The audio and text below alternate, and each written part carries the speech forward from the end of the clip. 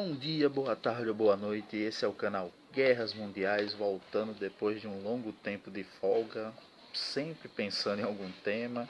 Na verdade, pensei em vários. Pensei na Batalha do Somme, da Primeira Guerra Mundial. Aí eu pensei, não, para explicar a Batalha do Somme, vou ter que explicar a Batalha de Verdun. Os dias foram passando, tive outras coisas para fazer e acabei pensando em falar sobre o julgamento de Nuremberg. Só que antes do julgamento de Nuremberg me veio uma ideia interessantíssima, né, que vai muito dentro da ideia do canal, que é fazer uma composição crítica a respeito de alguns fatos que se tornam históricos e históricos com E também, ou com E, se você for de São Paulo. Hoje o tema específico é a famosa fuga de Hitler. Muita gente do meio acadêmico, gente do meio público, que não leigo, alega que o Führer fugiu, que o Führer simplesmente escapou da invasão soviética a Berlim em 1945 e que sobreviveu o resto da sua vida na Argentina. Vamos contar primeiro a priori, né? Vamos contar primeiro a história, né? Ou a teoria em si, em que ela se baseia, ou como ela é contada. Primeiro que ela não é uma teoria só elaborada por pessoas que alegam ver OVNIs e tudo mais, né? Muitos cientistas, acadêmicos, historiadores acreditam nessa teoria. Muitos militares acreditam nessa teoria,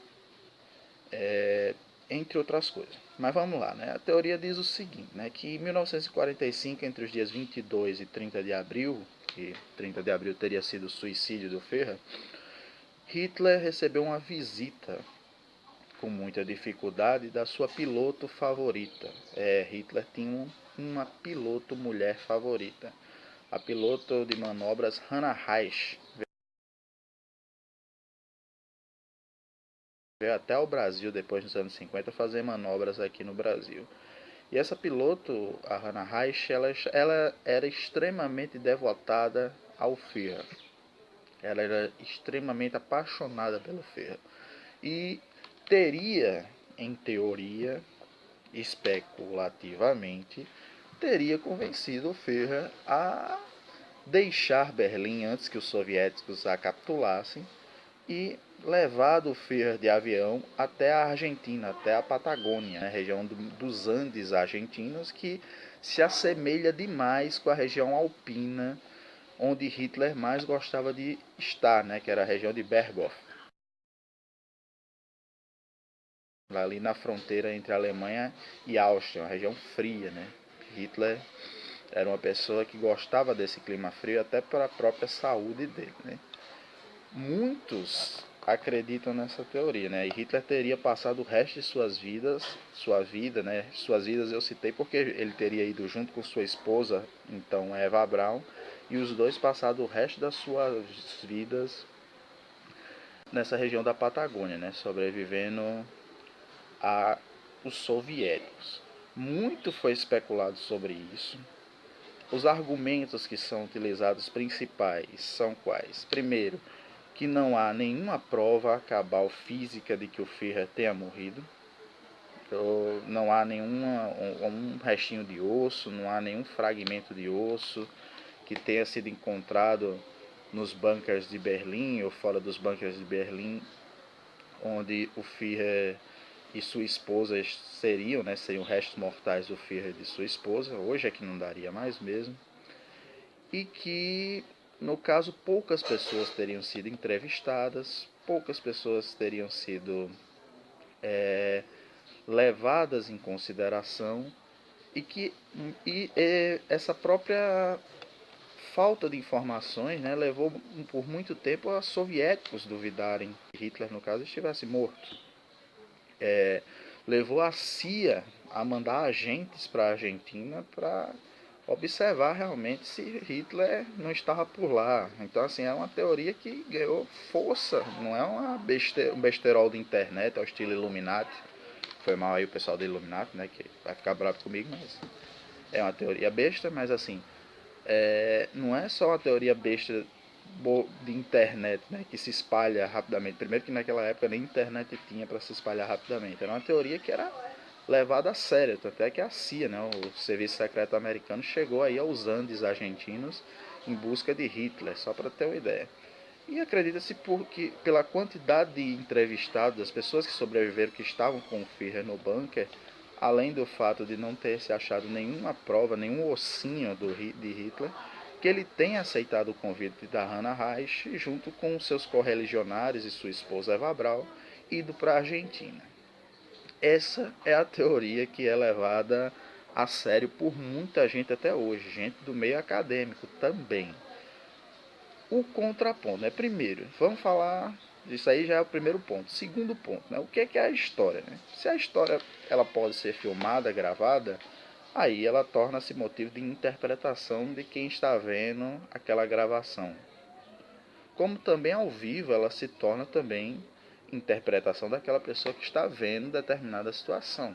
Vários livros de história enaltecem, né, a figura dos assassinos, de assassinos, porque estavam do lado dos assassinos. Então, muitas vezes a literatura ela puxa muito a história em si, né, os historiadores que viram o momento da época em si, eles gostam de fazer isso, de fazer essa montagem de acordo com a sua opinião, né? E, logicamente, os historiadores seguintes vão pegar essas informações e eles vão construindo, remontando a história de acordo com o conceito de ética, de moral, de civilidade, até de realidade dos fatos, né?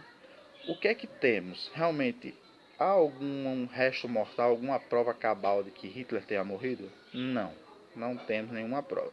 Então a história tem que trabalhar, ou trabalha, num caso como esse, como um quebra-cabeça. Vai juntando os fatos, as evidências, até que se tenha uma conclusão. É como um crime também. Você pega um criminoso, seja ele qual for, ele não vai admitir que matou, que fez uma chacina, que causou a morte de quem quer que seja. O que é que vai se fazer? Vai se averiguar as evidências até que as evidências apontem diretamente para aquele culpado.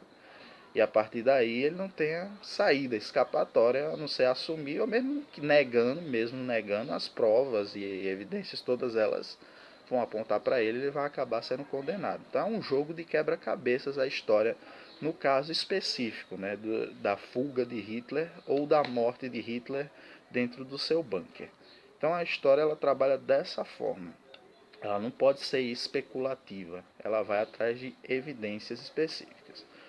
O que a gente pode falar sobre essa situação? Eu vou tentar ser breve porque o pessoal tem pedido vídeos mais rápidos, mais curtos.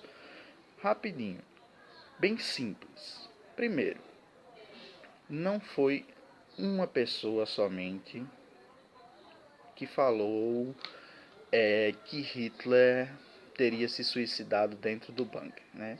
Há vários relatos de pessoas que estavam dentro do bunker e que dizem que Hitler se suicidou com um tiro na boca no dia 30 de abril de 1945. Ah, mas pode ser uma conspiração. Muito difícil.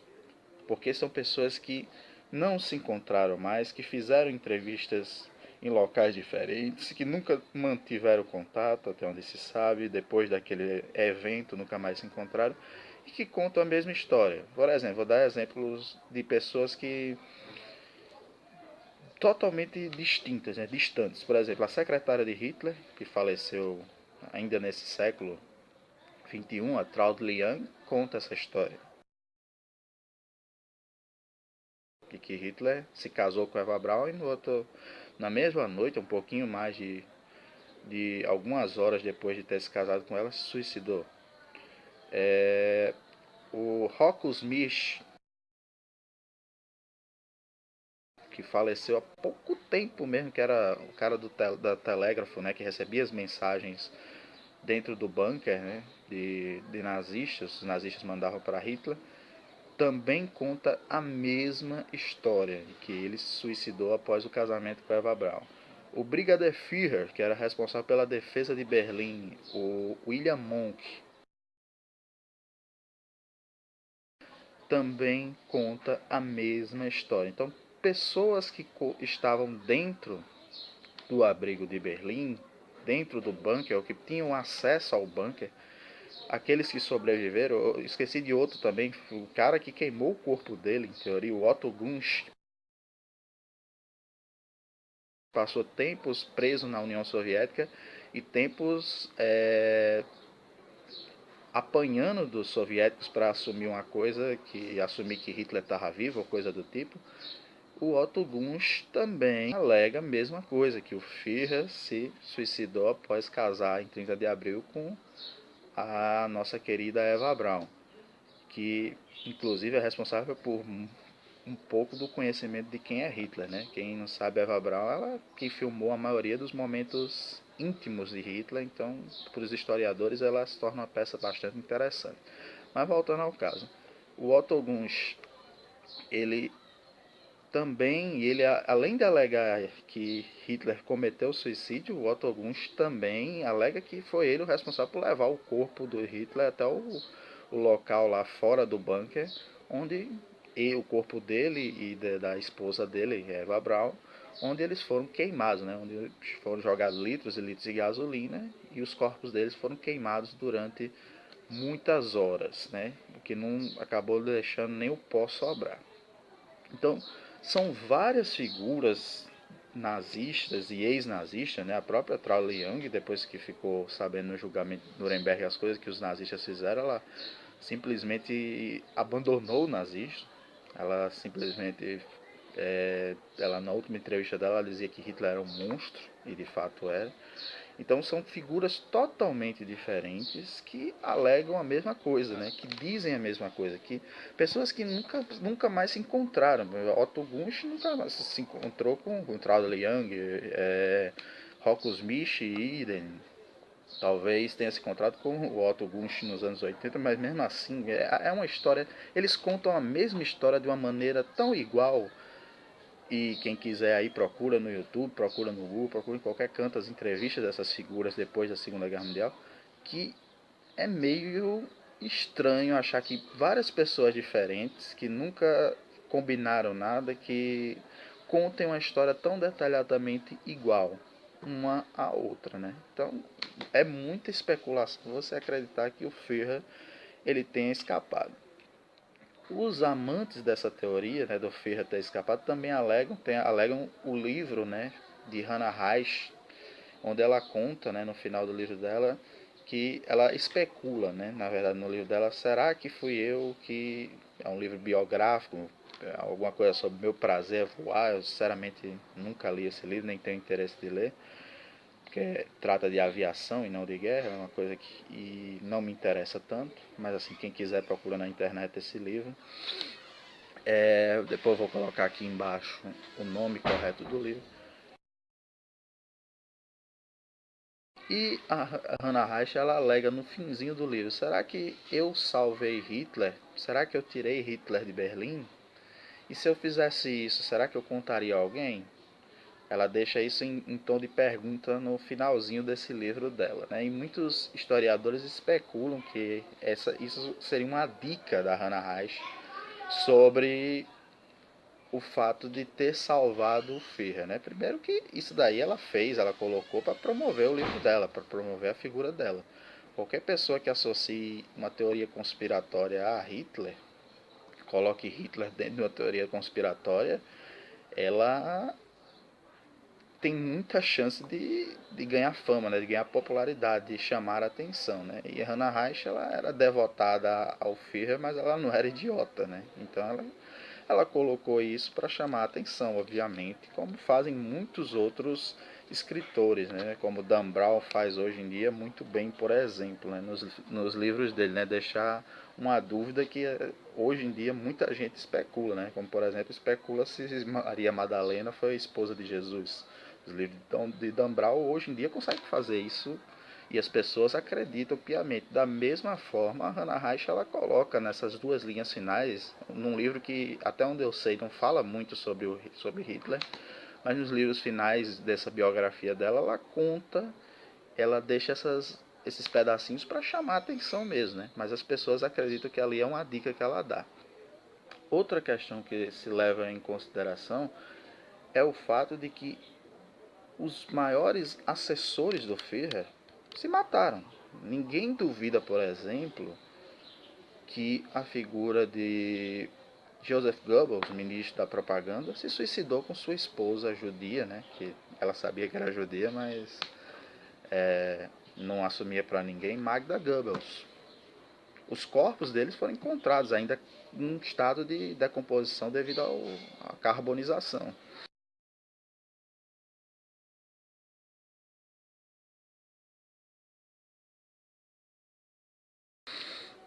E ninguém duvida de que eles, no caso, se suicidaram. Todo mundo tem certeza, porque tem a prova cabal dos restos mortais dele, e ainda em estado de perceber quem eram as figuras, né? Inclusive a parte manca dele. E isso é muito interessante porque a Magda Goebbels, antes de morrer, ela escreve no seu diário dizendo que é um prazer para ela morrer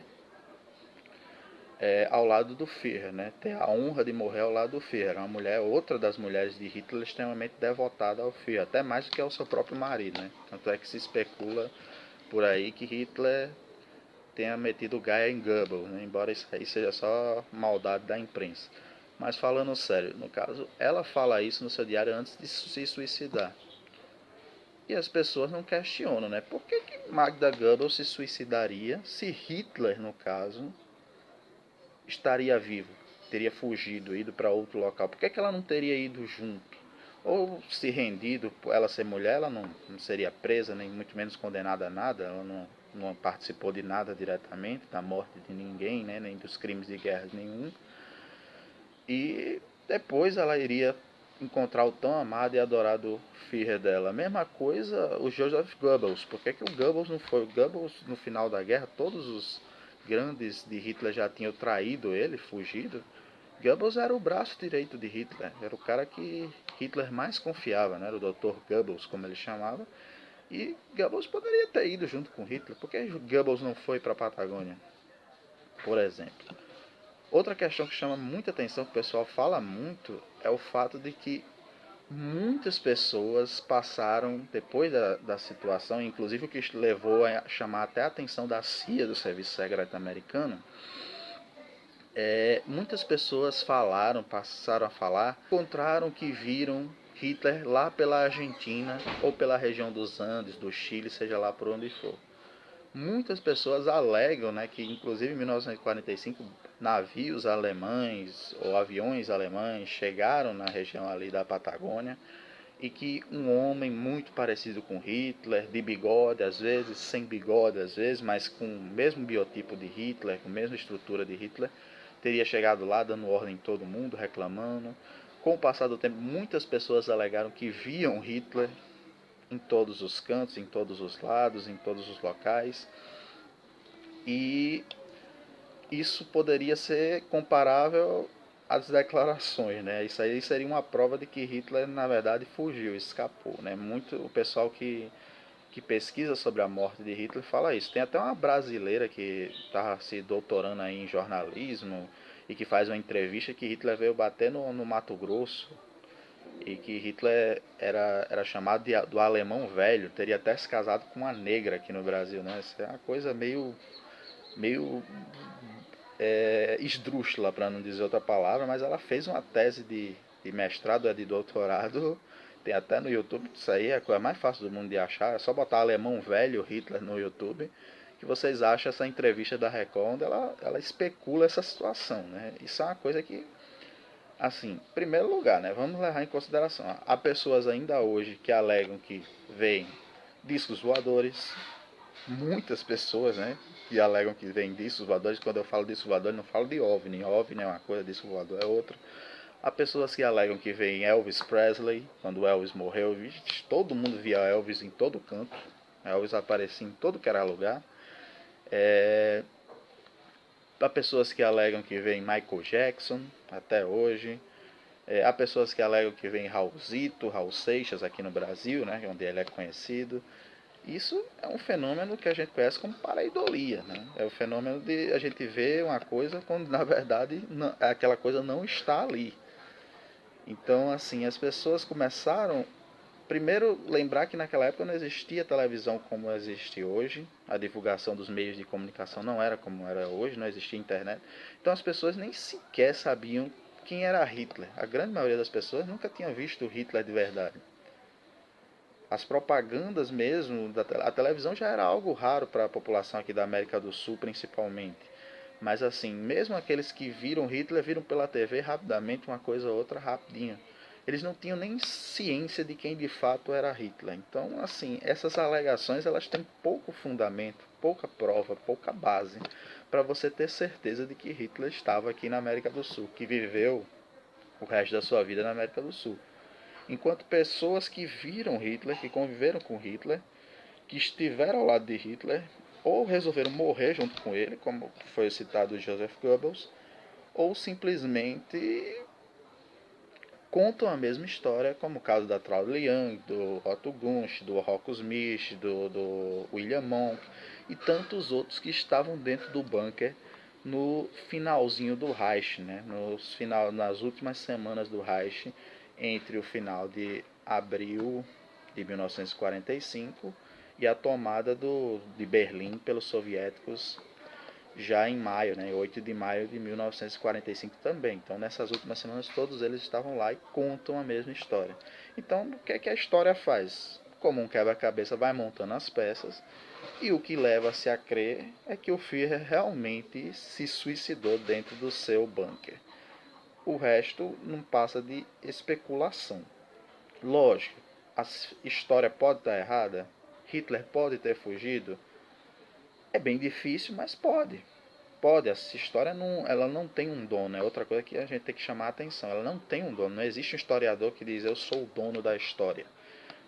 O que eu disser aqui, ou o que eu escrever aqui, é o fato verídico, perfeito e ninguém deve questionar. Ela não é uma ciência completa, finalizada. Nenhuma ciência é completa e finalizada. Então pode ter acontecido o fato de que estejamos errados e que Hitler tenha ido para a Patagônia ou para qualquer outro local do mundo escapado do cerco a Berlim. Mas o que se leva a crer dentro dos argumentos daqueles que acreditam isso, né, os argumentos base que as pessoas que acreditam nessa teoria utilizam para justificar a queda do Führer, eles são muito, como é que eu posso dizer, são muito fracos, são muito vagos, são muito abstratos. São feitos por pessoas que não conheceram Hitler e ou pela falta de uma prova que ela não é dada fisicamente, mas que ela é dada a partir de elementos chave, né, de peças chaves que estavam lá dentro, né? Então muita gente que estava com Hitler fala a mesma história, conta a mesma história. Então é difícil crer que o Führer tenha fugido. Até pela personalidade dele, né? Quem estuda um pouquinho de nazismo sabe que a personalidade dele era de tudo ou nada. Era um homem de tudo ou nada. Então ele não fugiria de Berlim. Muito provavelmente ele iria até a morte, como de fato foi.